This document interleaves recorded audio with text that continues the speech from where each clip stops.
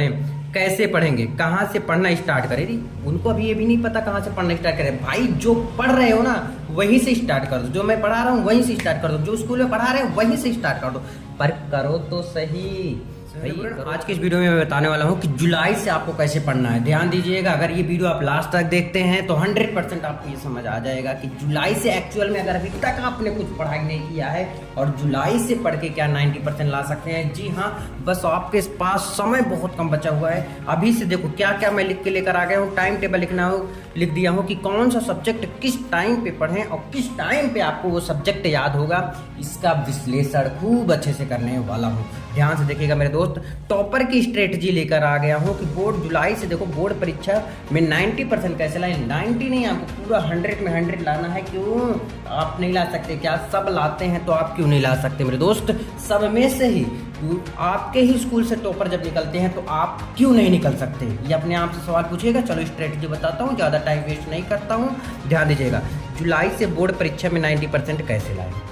सबसे पहले इसको देखिए अच्छे से, जो टॉपर की स्ट्रेटजी होती है उसको फॉलो करते हैं। फिर उसके बारे में बताऊंगा अच्छे से, है ना। ये भी स्ट्रेटजी बताऊंगा ही बताऊंगा, लेकिन एक चीज़ पहले ये भी देख लो कि आपके पास समय कितना बचा है। जुलाई, अगस्त, सितंबर, अक्टूबर, भैया ये तो मुझे भी आता है, नवंबर, दिसंबर, जनवरी, फरवरी में आपका एग्जाम है तो फरवरी को हम नहीं जोड़ेंगे। लेकिन देखो 1 2 3 4 5 6 7 टोटल 7 महीने हैं। कितने महीने हैं? 7 महीने। 7 महीने में क्या क्या आपको करना है ये भी ध्यान से सुन लो। 7 महीने में आपको फाइल भी तैयार करना है। ठंडी का मौसम आ रहा है, आएगा, अभी गर्मी चल रहा है, बरसात का भी मौसम आएगा। ठंडी के बाद जस्ट मतलब जनवरी में आपका ठंडी, दिसंबर जनवरी में ठंडी पड़ेगा, फरवरी में आपका एग्जाम, फरवरी में भी ठंडी रहता है, यानी कि पढ़ने के लिए नवंबर तक। इसमें शादी ब्याह अभी अक्टूबर नवंबर दिसंबर में ही रहता है। ध्यान से सुनिएगा, बीमार हो भी सकते हैं, भगवान ना करे कि आप बीमार बिल्कुल भी ना हो, आप स्वस्थ रहे, एकदम बढ़िया से मस्त रहे, खा पी एकदम टंच रहे। तो देखो यार, जुलाई, अगस्त, सितंबर, अक्टूबर, नवंबर, दिसंबर, इसी में आपको क्या क्या देखो, सीरीज भी पढ़ना है। ध्यान सुनिएगा, सीरीज भी पढ़ना है, फिर अनसॉल्व पेपर भी सॉल्व करना है, प्रीवियस ईयर क्वेश्चन पेपर को सॉल्व करना। अगर आप पढ़ने वाले हो तो आपके पास समय, अगर नहीं पढ़ने वाले हो तो बिल्कुल नहीं। भाई स्टार्ट तो करोगे। अब बोलते हो कहाँ से स्टार्ट करूँ? मेरे दोस्त इसके लिए वीडियो आने वाला है, मैं एक बार एक लाइन में बोल दूंगा। आप अगर स्टार्ट करना चाहते हैं ना, जहाँ पर आपके स्कूल के टीचर या मैं पढ़ा रहा हूँ वहीं से स्टार्ट कर दो, पीछे वाला बाद में पढ़ लेना मेरे दोस्त। ऐसा करते हैं, नहीं तो ये भी निकल जा रहा है, पीछे वाला निकल ही गया, आपका समय वेस्ट हो रहा है। पढ़ना स्टार्ट करो, मैं अभी स्टार्ट ही किया हूँ, मैं भी आपका पढ़ाना, ठीक है ना। तो जुलाई अगस्त आप एक टाइम बना लो कि जुलाई अगस्त में इतना लेसन तक मुझे ये चीज़ कंप्लीट करना है, ये चीज़ मुझे इस लेसन तक कंप्लीट कर देना है, इतने समय तक मुझे ये चीज़ कंप्लीट कर देना है। सितंबर में ये चीज़ कंप्लीट कर देना, अक्टूबर में ये कंप्लीट कर देना। मतलब देखो टोटल कितना लेसन है, मान लेते हैं 12 लेसन है।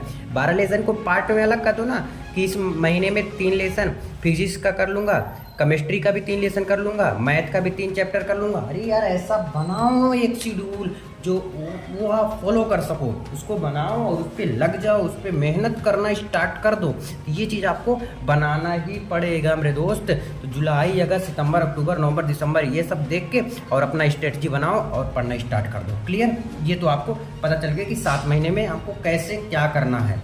देखो टॉपर की स्ट्रेटजी क्या होती है, वो डेली पढ़ाई करता है, वो कभी बहाने नहीं करता। वो बीमार होता है ना, तो बीमार होने के बाद भी वो पढ़ता है, वो दवा खा के भी पढ़ता है, लेकिन वो डेली पढ़ता है मेरे दोस्त। लेकिन एक चीज़ ये भी है, रिवीजन क्या करने से क्या फ़ायदा होता है, क्योंकि हम लोग पढ़ते ज़्यादा है, रिवीजन कम करते हैं। अगर रिवीजन आप कम करते हो तो मेरे दोस्त एक चीज़ याद रखना, अगर आप रिवीजन कम किए तो आप को गड़बड़ हो जाओगे, यानी कि एग्जाम में लिखने जैसे ही बैठोगे तुरंत के तुरंत भूल जाओगे। याद रखना, रिवीजन बहुत ज़्यादा इंपॉर्टेंट है, आपको टॉपर बनाने में काम करता है। तो इसलिए रिवीजन कब करना है? संडे के दिन करना है। संडे का नाम रिवीजन रख लो मेरे दोस्त। कितनी बार बोला हूँ कि संडे मत बोलो, रिवीजन बोलो उसको। संडे के दिन कुछ भी मत पढ़ो, जो आप उस हफ्ते में पढ़े हो, उस वीक में जो भी आप पढ़े हो, संडे के दिन पूरा रिवाइज कर लो और आप अच्छा नंबर भी ला सकते हैं। क्या समझे? अच्छा नंबर भी ला सकते हैं। तो रिवाइज करना बहुत ज़्यादा इंपॉर्टेंट है, ठीक है। इंपॉर्टेंट क्वेश्चन पे अभी ध्यान मत दो। देखो यार, अभी आपके पास समय है 6-7-8 महीने का, है ना। मैं इससे क्यों बोल रहा हूँ 6-7-8 महीने? क्योंकि मैं पीछे बोला हूँ, जो भी देखे होंगे आप। तो इम्पॉर्टेंट क्वेश्चन अभी ध्यान मत दो, आपको स्टार्टिंग से पढ़ना है, स्टार्टिंग से एंड तक जाना है, यानी कि जीरो से स्टार्ट करना है और शिखर तक पहुंचना है, यानी कि जीरो से स्टार्ट करके शिखर तक पहुंचना है। तो क्या करना पड़ेगा मेरे दोस्त, अच्छे से इम्पॉर्टेंट क्वेश्चन पे ध्यान देना होगा, इम्पॉर्टेंट क्वेश्चन को पढ़ना होगा। नेक्स्ट देखिए, सीरीज को भी अभी फॉलो मत करो मेरे दोस्त, कितनी बार बोल रहा हूँ, सीरीज अगर आप फॉलो कर लेगा, जैसे क्या होता है ना कि पहले अगर जैसे बीमार हल्के से सिर दर्द करता है, क्या तुरंत दवा खा लेते हो क्या? नहीं ना, नहीं खाते ना दवा, कन्फर्म नहीं खाते ना। तो मेरे दोस्त सीरीज क्यों स्टार्टिंग से पढ़ रहे हो? सीरीज एक दवा है, दवा को एकदम एंड टाइम में खाते हैं, जब एग्जाम आ जाएगा ना 1 महीने पहले सीरीज मैं बता दूंगा कौन सा सीरीज बेस्ट होता है, वही आप परचेज कर लीजिएगा, वही खरीद लीजिएगा सीरीज, है ना। तो इस प्रकार से आप सीरीज भी लिख सकते हैं। नोट्स मेरे दोस्त, नोट्स बहुत लोग अभी नहीं बना रहे हैं, बना लो, अभी भी आपके पास टाइम है नोट्स बनाने के लिए।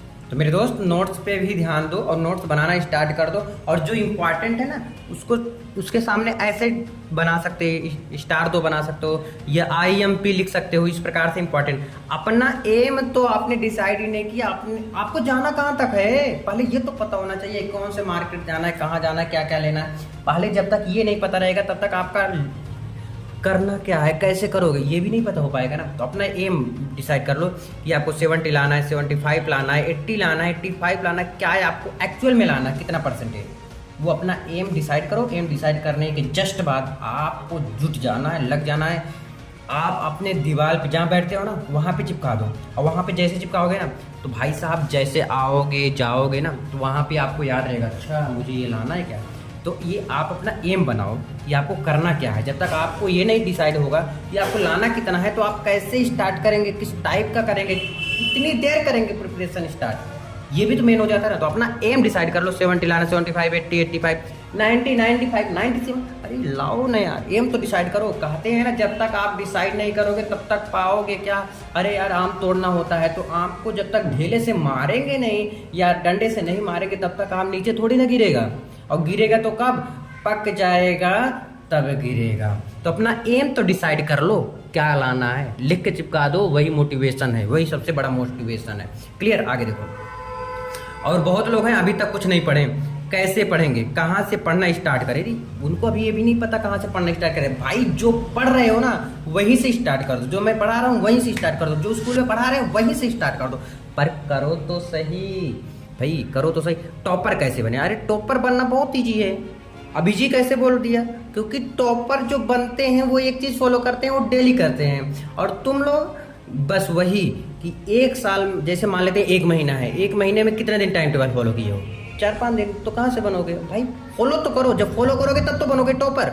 टॉपर बनना आसान भी नहीं है और कठिन भी नहीं है, बस याद ये रखना अगर आप डेली फॉलो करते हो कोई चीज़ वही आप सक्सेस हो सकते हैं।